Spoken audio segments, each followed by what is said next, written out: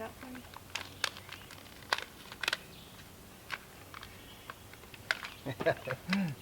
Here comes the boss. There you go.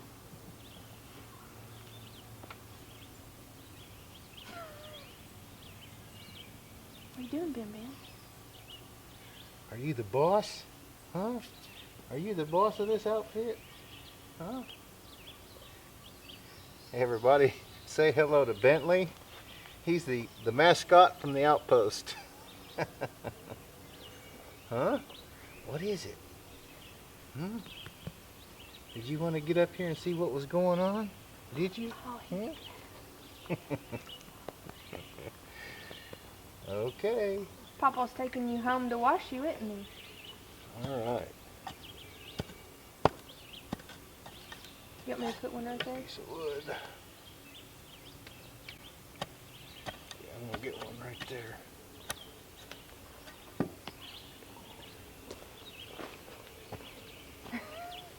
There he comes.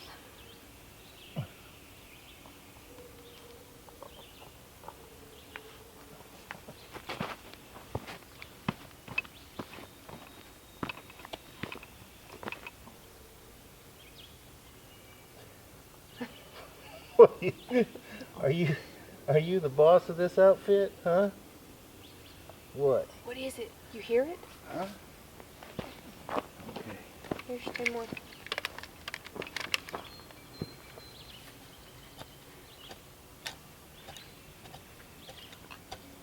is it? You hear it? You hear it? What is it, Bim Bam?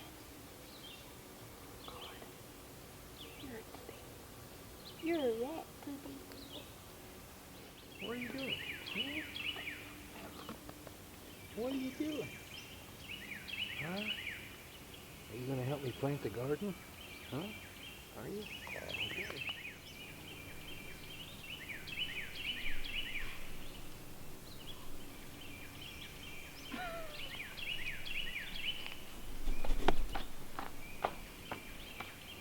What is it, boy? What is it?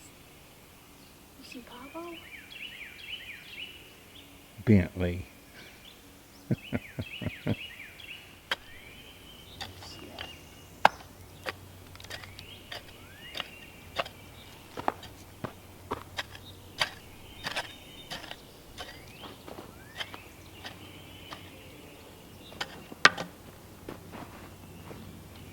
You want to just all of them?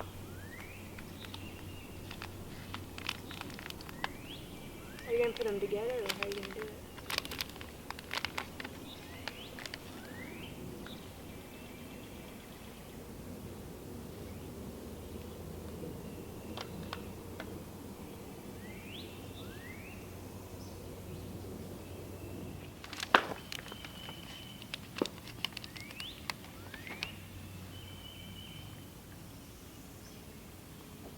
I'm going to give you another one for good measure.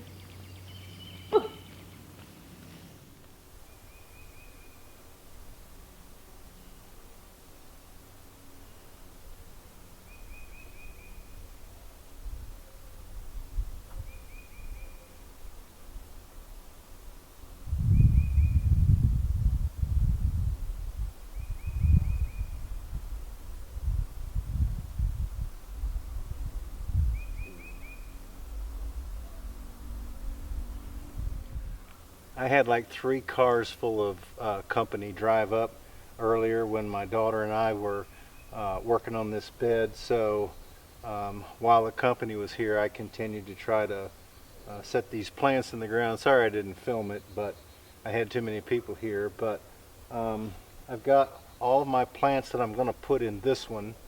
Like I said, I'll probably build another one up here where the camera's sitting, but not right at the moment. I've got a little bit of chicken wire that I put on here because I wasn't really sure about the rabbits. But I got a few pieces of PVC and just kind of temporarily put that on here until the plants get up bigger. Anyway, let me run down here and I'll tell you exactly what I planted.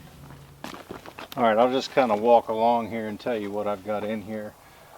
First, these are pickling cucumbers that I put in here. I think that there were 6 of those.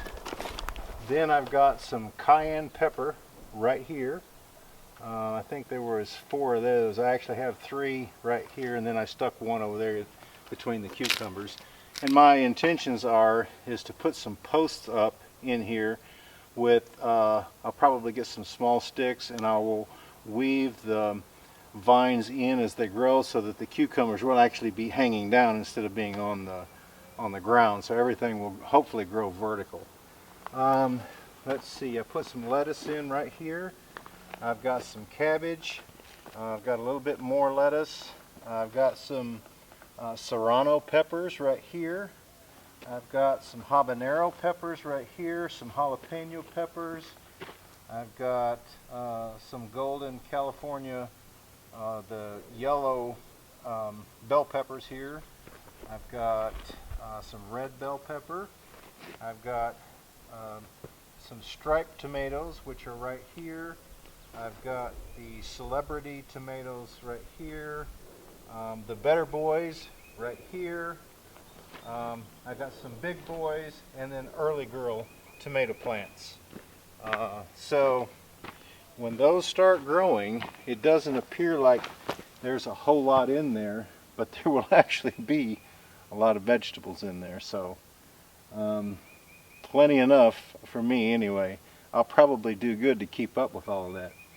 But you know, like I was saying in one of the other videos, with this pandemic and the situation that it put everybody in, and you know, the effect that it's had on the economy, because you know, there's been people out of work, and some made money, some didn't. A lot of businesses have already gone out of business locally that were in the tourist area, because you know, there's no tourists. The national park is closed, and that's been a month. And I know that some people were notified that they're going to be out for another week or 2. So it was much longer than the 2 weeks like they had talked about. And I'm just, you know, not really sure that things will ever go back to the way they were. I think that this has affected healthcare, which is my primary job, to the point where a lot of the things that we're doing currently will probably continue to do. So there's going to be extra costs involved for face masks and things like that. My thoughts are that you know, there may be some shortages on food, since a lot of people haven't been able to go work. Probably a lot of it has laid in the fields around, and it's probably no good. And the fact that you know, probably some of it has sit in the warehouse where people haven't purchased it, didn't have the money to do that. So to be able to do things like this and create your own self-reliance, you know, I think is an important factor, especially when we face things like this. Yeah, I'm probably going to put another one up there, and then at some point I will put 2 more down here. Something like this, you know, is not a bad idea to go ahead and do. And the other thing is, you know, this is pretty much unused space. You know, if I had 2 more of these and maybe a couple down there, that's quite a bit for pretty much one person.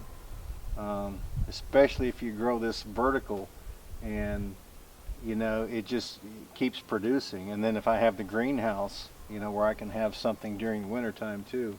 I got a big log on the sawmill, and I got it cutting it up. That's the reason I'm so dirty. But I wanted to stop and tell you about this little garden area / retaining wall that I had put together. I had a big huge log up on the sawmill. I actually got a 15-inch by 10-inch cant that I cut 10 of these 2x10s out of. This was one. I mean, you can see how wide this thing was after I shaved off the sides of it. But I'm probably going to get 1, 2, maybe 3 more 2x10s to go along with these once I shave that down. Possibly a 2x4 out of this one. Not really for sure about the ones underneath, but it actually made quite a bit. So I'm going to, and I've got all the floor joists that I actually need, but what I'm going to do is go ahead and stack those in over there so that they can begin to dry, and if I need any, because I do intend on putting blocking down the center, so a lot of these will get cut up 14.5 inches so that I can put blocking. So let's go out there and take a look at the logs that I've got. See, I've actually got a huge stack of logs right here that again that I had paid $100 for the load, and I'm going to go ahead and cut those up into just random widths of 1-inch material. I'm going to use those for my subflooring. I've got some white pine trees up at my sister's house that I'm going to fell those. She said that she'd like to get rid of them, so she's going to give them to me, and I'm going to use those to finish out my siding, which we'll take a look at here in just a second. And then I'll finish that out, and then I'll cut my 2x4s and stuff for my wall framing out of that. But yeah, I've got a lot of material right here to saw up and to stack up so that it can dry for subfloor. So let's go up there and take a look at some of the material that I'm stacking up. Okay, right over here I've got a stack of 1x10s. This is going to be my siding. I've got about 1/3 of the siding cut already. Then over here to the right of it, I've got a bunch of random width 1x10s, 1x8s, 1x6s, all stacked in there that I'll use on the subfloor as well. And on the very back over here, I've got quite a few 2x4s that are actually 13 feet cut up. And then on the back side of this is just a bunch of random type boards that I've got stacked up that I use for different things from time to time. I've got a couple of pine logs laying right over here that I'm still going to have to cut up, and then inside I've got 2x10s on the inside here that are drying out. Did have some comments that I wanted to cover as far as the question and answer goes. I had my cousin, actually, he responded, and he was talking about, as the green lumber dries out, is it going to be able to maintain the good firm fit that we had when we started? Well, I haven't really much seen any shrinkage lengthwise, and I had heard that, so that didn't really concern me. The only concern I actually had was it shrinking in width. But I had heard from several people that as it does shrink, that it tightens down on the tenons and the mortises.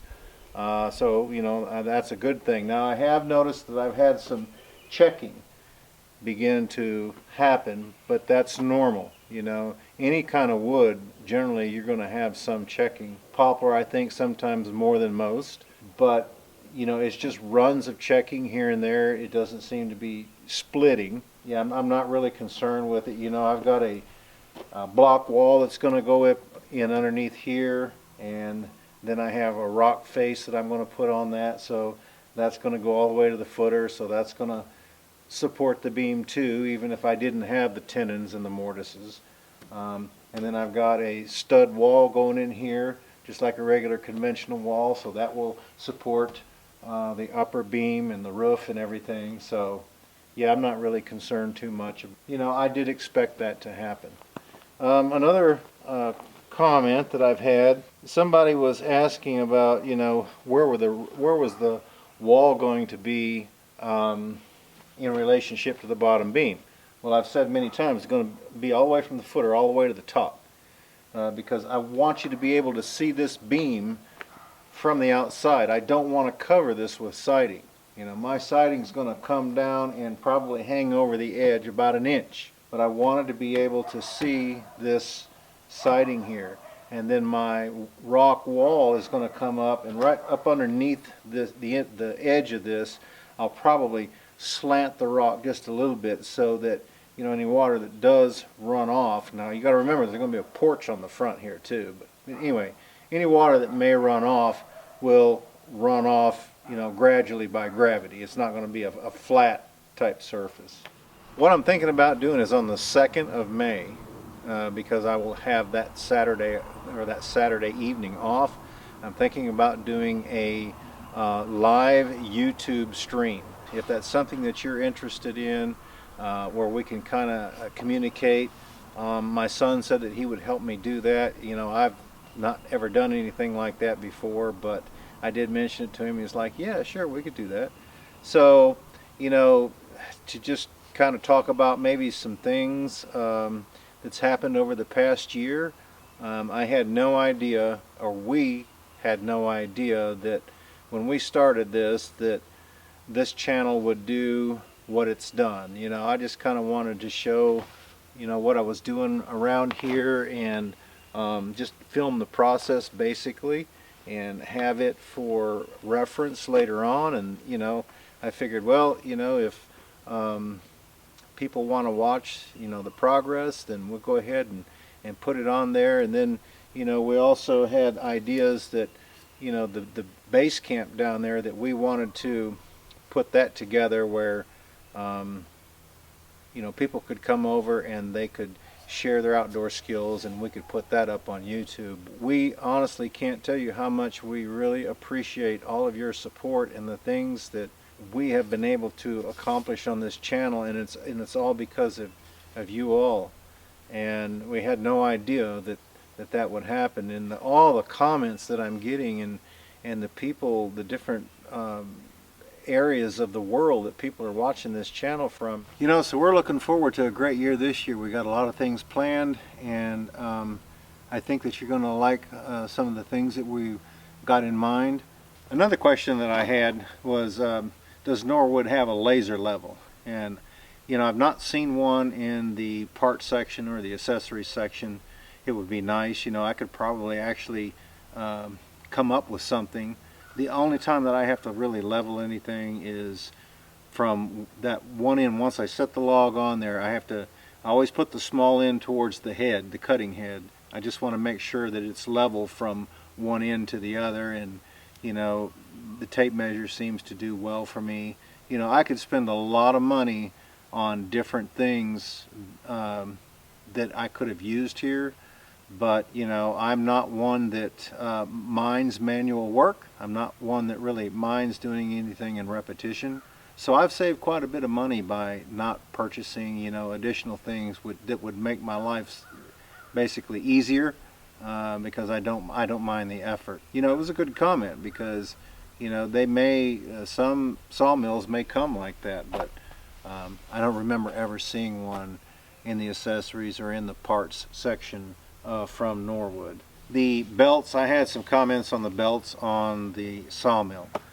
I did order from Norwood a new drive belt, so when it gets here it'll be just like the old one, so I shouldn't have any issues. Put it on there and I'll have a lot more tensioning ability there. And I've also ordered two little guide bars. I'll take you in here and show you what I'm talking about.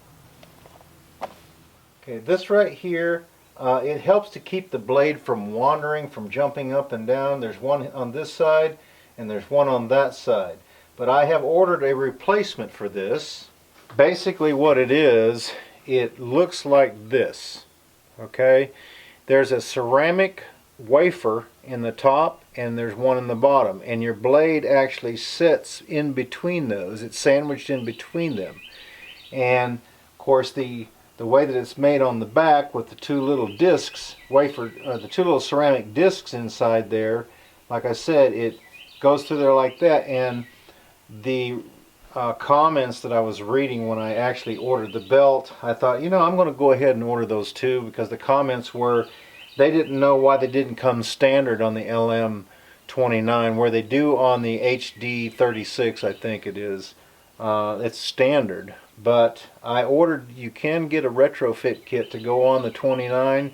They said that it's much quieter and it cuts a lot smoother, a lot straighter, and you don't end up with waves. Sometimes when the blade gets worn down, you may begin to see a little bit of a wave in the board, and that's, of course, you know, it has already been time to change that blade.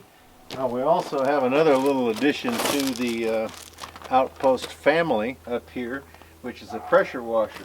It's a nice Husqvarna pressure washer. This belonged to my ex-father-in-law, and my daughter actually had it at her house, and she was told to bring it up here so that I could use it.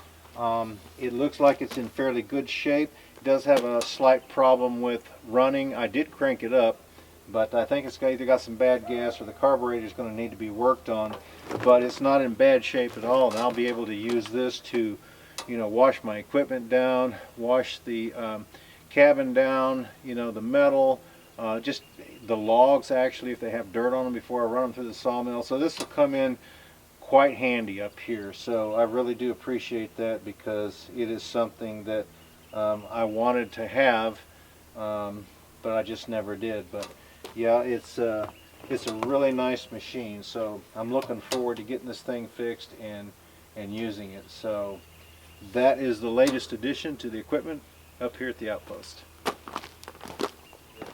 Anyway, I hope you enjoyed this little question and answer session.